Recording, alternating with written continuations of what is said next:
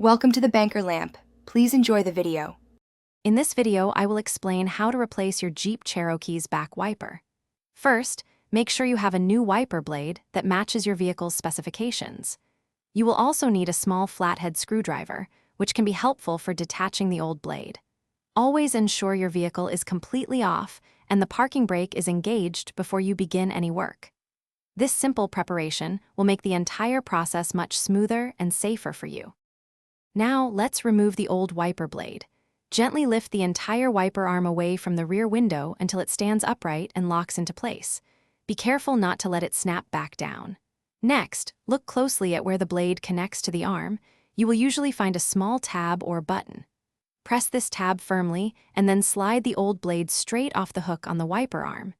It should detach with relative ease. With the old blade removed, it is time to install the new one. Take your new wiper blade and align its connector with the hook on the wiper arm.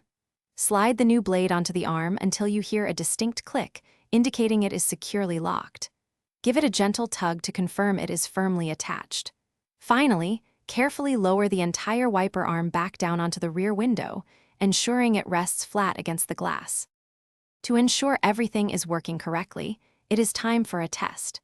Turn on your vehicle and spray some water onto the rear window using your washer fluid. Activate the rear wiper and observe its movement. It should glide smoothly and clear the water effectively across the entire window. For best visibility and safety, consider replacing your rear wiper blade about every 6 to 12 months, or whenever you notice streaking or chattering. Thanks for watching. If this was helpful, leave a like and consider subscribing. See you next time.